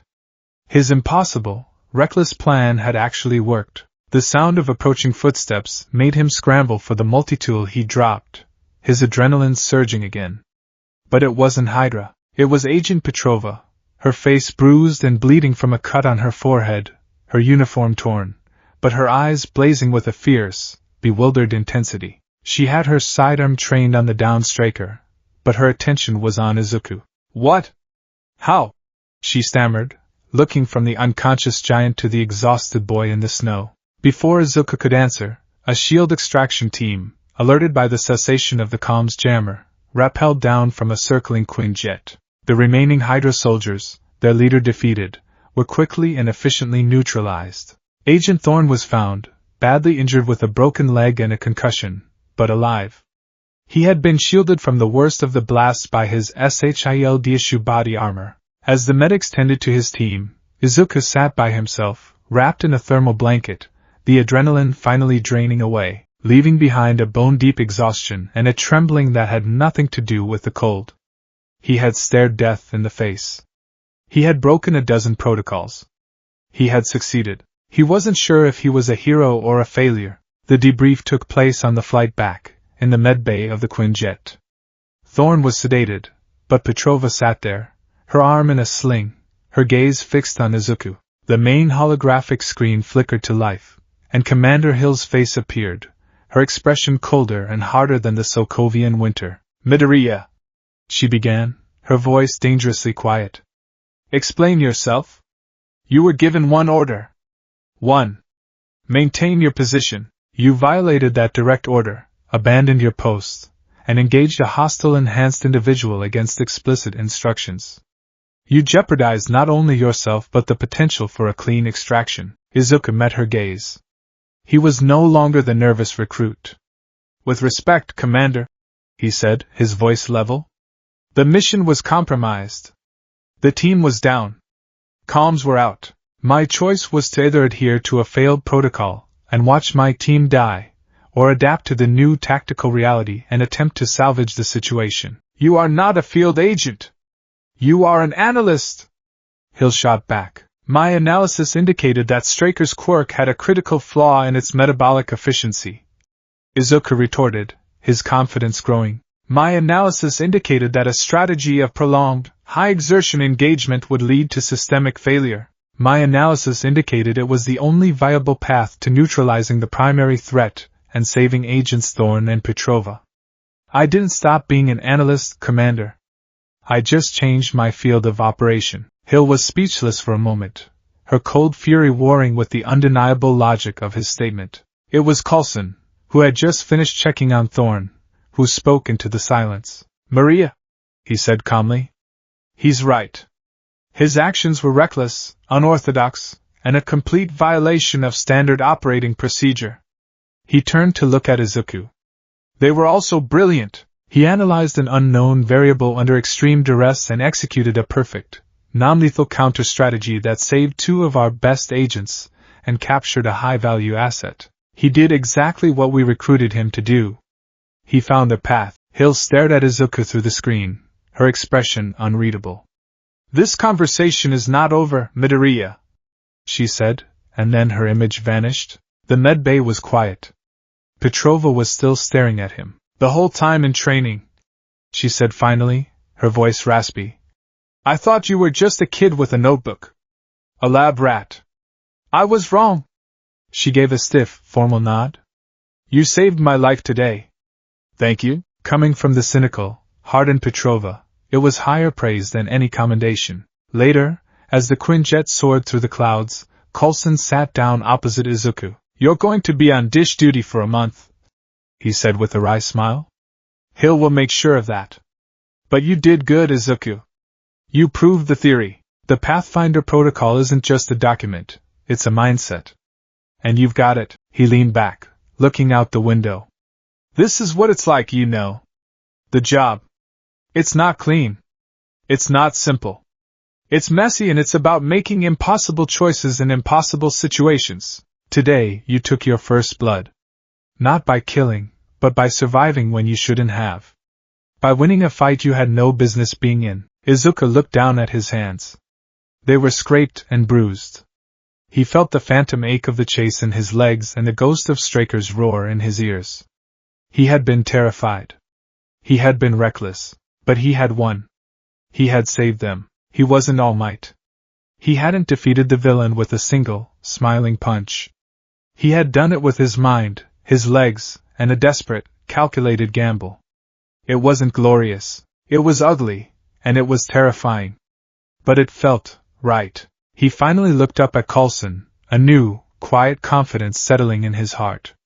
"When's the next mission?" The dust of Sokovia had barely settled. Izuku's muscles still ached with a phantom memory of the chase, and the ghost of Straker's furious roar still echoed in his quieter moments. His official punishment for breaking protocol was, as Coulson had predicted, A month of the most menial tasks the sandbox had to offer. He'd cleaned carbon scoring off the Quinjet's engines, re-indexed terabytes of archived mission logs, and scrubbed the floors of the mess hall until he could see his own exhausted reflection in them. Hill made sure his penance was tedious and humbling, but beneath the surface of his punishment, a current of change was running through the facility. The agents who had once dismissed him as the kid, or Fury's pet project, now looked at him with a grudging respect. Agent Petrova would give him a stiff, almost imperceptible nod when they passed in the halls. Even Vance, his arrogant tech rival, had approached him in the lab, not with a sneer, but with a datapad. Your telemetry from the fight with Straker was interesting, Vance had said, avoiding eye contact. The G-forces you pulled in those turns, the impact resistance of the suit's microwave, it's useful data. I'm working on a next-gen inertial dampening system. Your unorthodox field testing has given me a new baseline. It was the closest Vance would ever come to a compliment, and Izuku recognized it as such. He was no longer just an analyst. He was a field-tested asset. He had first blood on his ledger, and it had changed how everyone, including himself, saw him. The change was solidified a week after his punishment ended. He was summoned not to a standard briefing room, but to Director Fury's private office. The room was Spartan, dominated by a large obsidian desk and a panoramic window that displayed a live, rotating view of the Earth from orbit. It was a room that radiated power. Fury was standing by the window, his back to the door. Sokovia was a win, Midoriya, he said without turning around. A messy, chaotic, protocol-shattering win, the kind that gives bureaucrats like Hill a migraine, and gives me results. He turned, his single eye fixing on Izuku. We've finished interrogating Straker. His quirk was artificially induced. A volatile, unstable prototype, but the science behind it is a hybrid of old Hydra research and new, cutting-edge biotech. Biotech they didn't develop themselves. They bought it. Fury tapped a command into his desk, and a holographic file appeared between them. It was a complex web of shell corporations, offshore accounts, and encrypted communications. We traced the source. Fury continued. An international arms dealer specializing in enhanced technology. Goes by the name Kestrel. He's a ghost, no known photo, no confirmed nationality. He sells to the highest bidder. Terrorist cells, rogue states, anyone looking to get their hands on the next generation of weaponry. And our intel suggests he's closing his next big deal. The web of connections on the display resolved into a single point, a glowing red dot on the globe. Japan. Izuku's breath caught in his throat. Specifically, Fury said, zooming in on the map. Muzutafu, home. The word was a physical blow, knocking the air from his lungs. For 2 years, Japan had been a distant memory, a life he had packed away and stored in the attic of his mind. He'd had no contact, save for carefully vetted, pre-written digital postcards sent to his mother, assuring her that his studies in the Heroes Support Program were going well. He had ruthlessly compartmentalized that part of his life in order to survive his new one. Now Fury was tearing down the wall. Kestrel is brokering a deal with a new player. Fury's voice was grim. A domestic terrorist group that's been making a name for itself. They call themselves the League of Villains. The name was vaguely familiar. He remembered reading snippets about them in intelligence digests. A group of malcontents who had attacked a hero school. Yue Hai. The League wants Kestrel's tech to upgrade their capabilities, Fury explained. And Kestrel is using a legitimate Japanese company as a front for the exchange. Deadnerat. Izuku's mind, the well-oiled machine of analysis Shield had built, kicked into gear, pushing past the sudden, overwhelming wave of emotion. Deadnerat? They're a major player in the hero support industry. They design and manufacture equipment for pro-heroes. Their reputation is spotless. The perfect cover. Fury agreed. We believe Kestrel has an executive on his payroll. The exchange is set to happen sometime in the next 2 weeks, but we don't know when or where. We need eyes on the ground. A small, covert team to conduct surveillance and identify Kestrel before he can arm a group of dangerous fanatics. He looked directly at Izuku. The unspoken implication hung heavy in the air. You know the city, the culture, the hero society better than any agent we have. Fury stated. Your knowledge of the local landscape is an invaluable asset. You're not just going on this mission, Pathfinder, you're essential to it. Izuku's mind reeled. Go back? Back to the city that had branded him a failure, a place haunted by the ghosts of his dead dreams? Back to the streets where every corner held a memory of All Might, of Kaken, of the person he used to be? It felt like a violation, a surgical procedure to reopen a wound he thought had long since scarred over. He saw the hesitation in Izuku's eyes. Is that a problem, Agent? Fury's voice held a dangerous edge. Izuku straightened his spine. He was a S.H.I.E.L.D. agent. The mission came first. Personal feelings were a liability. No, sir, he said, his voice firm. I'm ready. Good, Fury said with a nod. You'll be paired with Agent Petrova. Her infiltration skills will be your spearhead. You will be her support, her analyst on the ground. You leave in 6 hours. Wheels up, destination Japan. The transition was jarring. One moment he was in the sterile, gray uniformity of a S.H.I.E.L.D.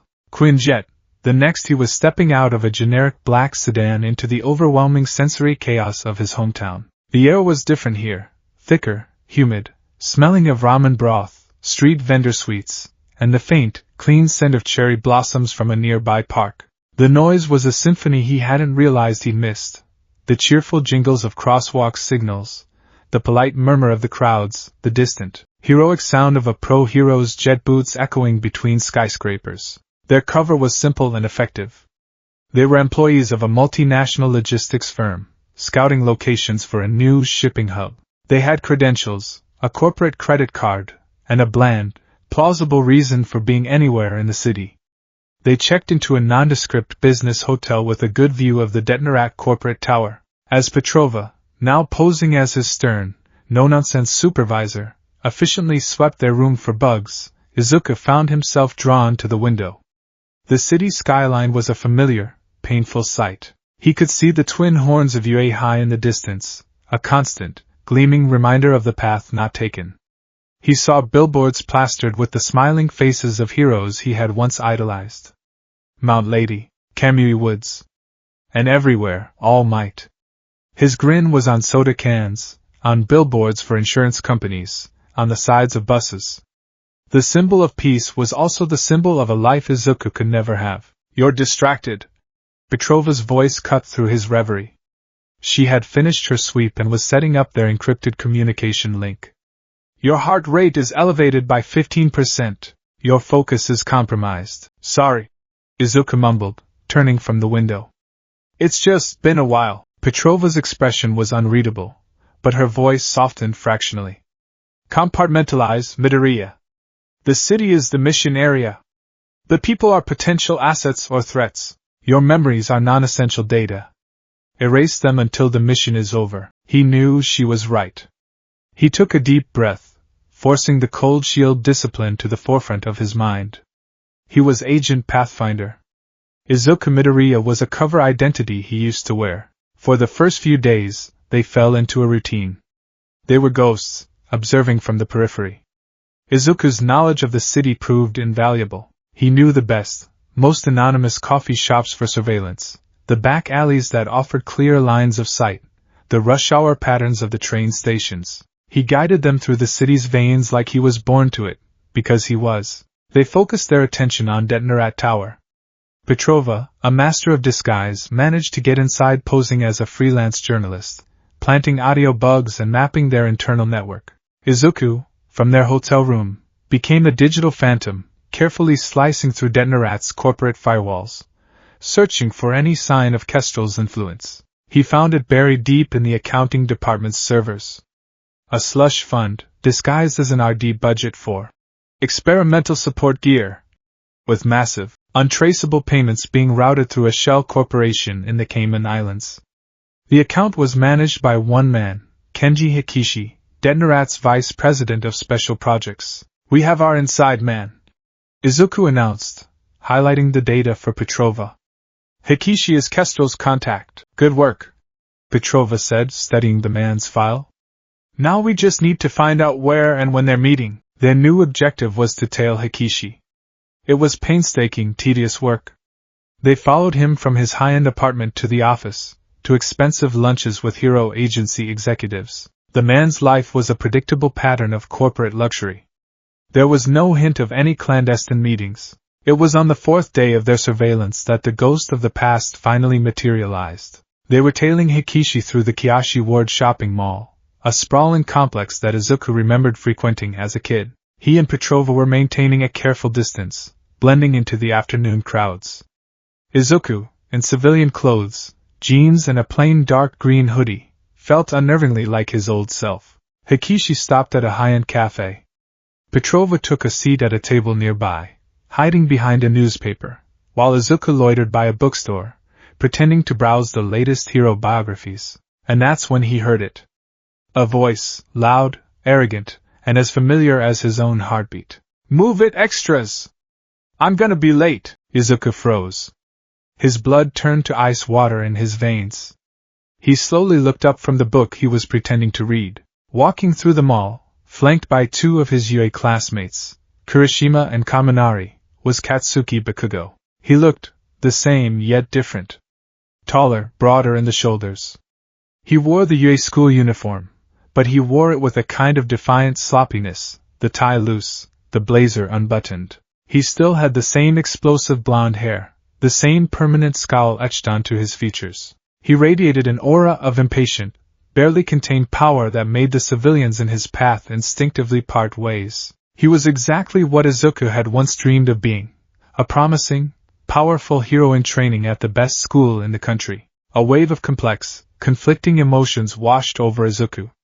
The sting of old wounds, the bitterness of 1,000 taunts, the phantom pain of explosions against his skin. But mixed in with it was something else, a strange, clinical detachment. He wasn't just looking at his childhood tormentor. He was looking at an enhanced individual. He found himself automatically running an analysis. Quirk, explosion. Volatile, high damage output. Weakness, over-reliance on close-quarters combat. Susceptible to opponents who can control his environment, or outrange him. Psychological profile, aggressive, ego-driven, but possesses a strong, if misguided, drive to win. "Dude, chill out, Bakugo," Kaminari was saying. "We're just grabbing a drink before we head back to the dorms." "I don't have time for drinks, dunce face," Bakugo snapped. "I've got training to do if I'm gonna surpass All Might." Izuku instinctively ducked his head, pulling his hood up further, turning his back to them. The last thing he needed was to be recognized. It would be a catastrophic mission compromise. He willed them to just walk past. But fate, it seemed, had a cruel sense of humor. "Hey, isn't that the new limited edition Silver Age All Might figure?" Kirishima exclaimed, pointing directly at the display window of the store Izuku was standing in front of. Izuku's heart stopped. No. No. Who cares about that old crap? Bakugo grumbled, but he was already changing course, heading directly for the store. For Izuku was trapped. If he turned and walked away now, it would be a sudden, suspicious movement. Bakugo's sharp, predatory eyes would lock onto him instantly. He had no choice but to hold his ground and pray he went unnoticed. He kept his face turned towards the bookshelf, his body rigid. He could hear their footsteps getting closer. He could feel the familiar, aggressive energy of Bakugo's presence, a presence that had dominated his entire childhood. "TCH. They only have 3 left," Bakugo muttered from right behind him. "Pathetic." Izuku held his breath. "Just leave. Please just leave." And then, a stray strand of his unruly green hair slipped out from under his hood. It was a small detail. Insignificant to anyone else, but to the boy who had spent a decade staring at the back of his head in classrooms, it was as good as a fingerprint. There was a sudden, sharp silence. Izuku felt a pair of eyes burning into the back of his skull. Deku? The name, spoken in a low, dangerous growl, was a key unlocking a door in Izuku's mind he had tried to weld shut. Every instinct screamed at him to run, to deny it, to disappear. But Mei's training took over. Never show panic. Never reveal your objective. Control the encounter. He slowly, deliberately, placed the book he was holding back on the shelf. He took a deep, calming breath, and then he turned around. He met Katsuki Bakugo's crimson eyes for the first time in 2 years. Bakugo's face was a mask of disbelief, which quickly morphed into a familiar, contemptuous sneer. "What the hell?" he spat. "I knew it was you. The shitty hair is unmistakable. What are you doing here, you damn stalker? Following me?" Kirishima and Kaminari looked between the two of them, their expressions a mixture of confusion and curiosity. Izuku's mind raced, cycling through conversational gambits, deflection protocols, and de-escalation tactics. He had to give Bakugo nothing. No information, no emotion, nothing to latch onto. He adopted a persona of polite, mild indifference. "Bakugo," he said, his voice calm and even. It was a tone Bakugo had never heard from him before. The terrified stutter was gone. The nervous energy was gone. "It's been a while. How are you?" The sheer, unexpected normality of the question threw Bakugo off balance. "How am I?" he snarled, recovering. "I'm at UA, you damn nerd. I'm becoming the #1 hero. The real question is, what the hell are you doing? I heard you crawled off to some other prefecture after you failed the UA entrance exam. Which, duh. What are you now, a shelf stalker?" He gestured at the bookstore, his sneer deepening. "Something like that," Izuku replied with a small, non-committal shrug. "Just working. You know how it is." His vagueness, his utter lack of reaction to the insults, was like throwing water on a grease fire. It only made Bakugo more volatile. This wasn't the Deku he knew. The Deku he knew was supposed to flinch, to stammer, to burst into tears. This version was a stranger. A calm, self-possessed stranger wearing his old rival's face. "Working?" Bakugo mimicked, stepping closer, his voice dropping to a menacing growl. "Don't give me that crap. What are you really doing here, Deku? You were always a creepy, mumbling freak. What's your angle?" Izuku didn't back down. He held his ground, his posture relaxed. He could see Petrova out of the corner of his eye, still sitting at the cafe, but her hand was now resting on the bag in her lap, where her sidearm was concealed. The situation was escalating. He had to end this now. "I don't have an angle, Bakugo," he said, his voice still infuriatingly calm. "I'm just living my life. You should try it sometime. It was interesting seeing you again. But I have to go. I'll be late." He made to step around him. Bakugo blocked his path, grabbing his arm. His grip was like a vice, and Izuku could feel the heat radiating from his palm, the precursor to an explosion. "You're not going anywhere until you tell me what a quirkless loser like you is doing here," Bakugo demanded, his eyes blazing. Izuku looked down at the hand on his arm. Mei's training kicked in, a cold, clear stream of thought in the heat of the moment. Pressure point on the wrist. Twist against the thumb. Leverage his forward momentum. He'll be on the floor in under a second. He could do it. He could probably break Bakugo's wrist before the boy even realized what was happening. And it would be a complete and utter mission failure, so he did the one thing Bakugo would never expect. He did nothing. He simply looked up from the hand, met Bakugo's furious gaze, and his expression shifted into one of genuine, quiet pity. "You haven't changed at all, have you, Kakin?" he said, using the old childhood name. It wasn't an insult. It was just a statement of fact, delivered with a profound sense of melancholy. "Still so angry, still so loud." The use of the old name, combined with the pity in his eyes, was a psychological blow more effective than any physical strike. Bakugo recoiled as if he'd been slapped, his grip loosening in sheer surprise.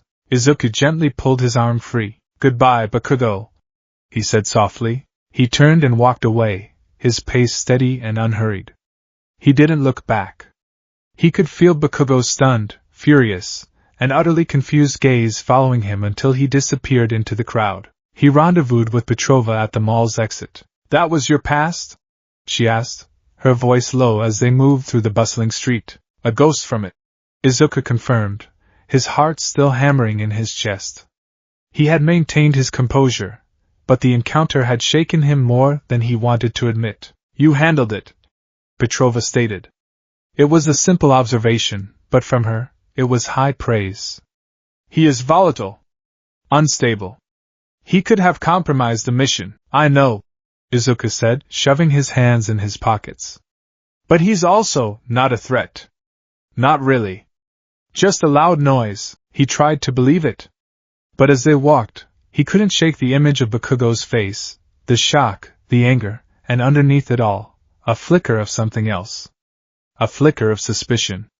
He had planted a seed, and he knew, with a sinking certainty, that Bakugo was not the type to let things go. Back in the hotel room, the adrenaline from the encounter faded, leaving behind a bitter residue. The ghost of his past had found him, and it had left him feeling raw and exposed. He threw himself back into the mission with a renewed, almost frantic focus. He had to succeed. He had to prove that leaving this world behind had been the right choice. He went back to the data he pulled from Detnerat, searching for anything he might have missed. He cross-referenced Hikishi's travel records, his corporate expenses, his encrypted emails. He built a complex profile of the man's entire life, looking for the one anomaly, the one deviation from the pattern that would lead them to Kestrel. And then he found it. It wasn't in the corporate data. It was in the city's public surveillance network, a system he had gained access to through a shield backdoor. Every Thursday evening, like clockwork, Hikishi's car would deviate from its route home. It would drive to a high-end, exclusive restaurant called the Gilded Cage. But Hikishi never went inside. The car would idle in a private underground parking garage for exactly 15 minutes before continuing on its way. There were no security cameras in that specific section of the garage. It was a blind spot, a perfect place for a dead drop. "This is it," Izuku said, pointing to the screen. "This is where he's passing information. And tonight is Thursday." Petrova nodded, her eyes already scanning the blueprints of the parking garage. "We won't be able to get close. The security at a place like that will be top tier. But we can observe. We can finally get eyes on Kestrel." Their plan was simple. Petrova would take up a sniper's nest, armed with a camera, not a rifle, in a building across the street. Izuku would be on the ground, posing as a delivery boy for a nearby florist, which would give him a legitimate reason to be near the garage's entrance. As evening fell, painting the Muzidafu skyline in shades of bruised purple and fiery orange, Izuku put on his disguise.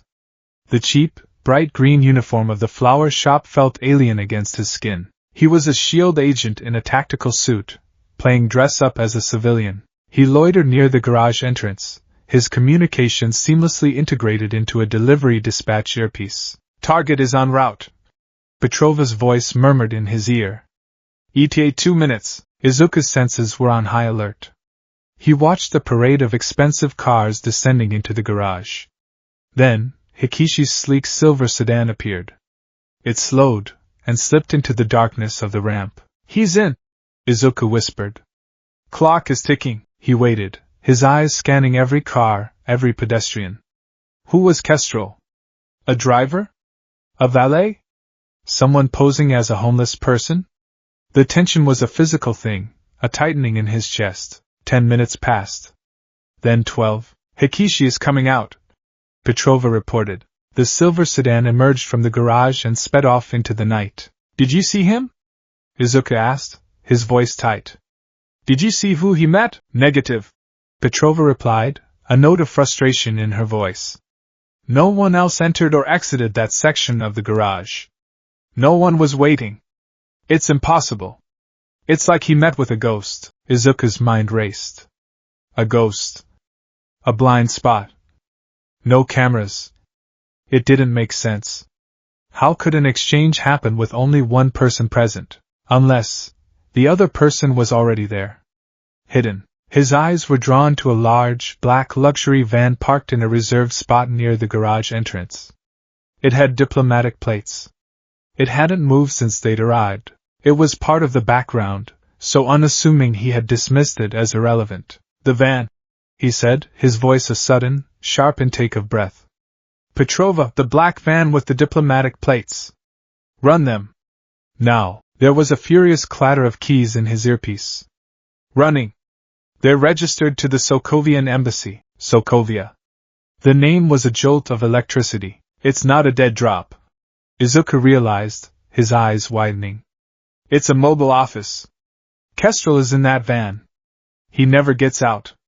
He uses the garage's blind spot to conduct his business in complete anonymity. Midoriya, get out of there.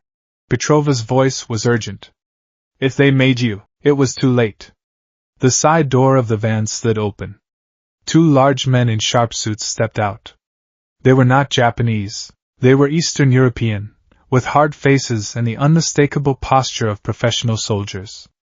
And they were looking directly at him. They had been made. Izuku didn't hesitate. He dropped the bouquet of flowers he was holding and ran. The ghosts of his past were done haunting him. Now, he had a very real, and very immediate, present to deal with.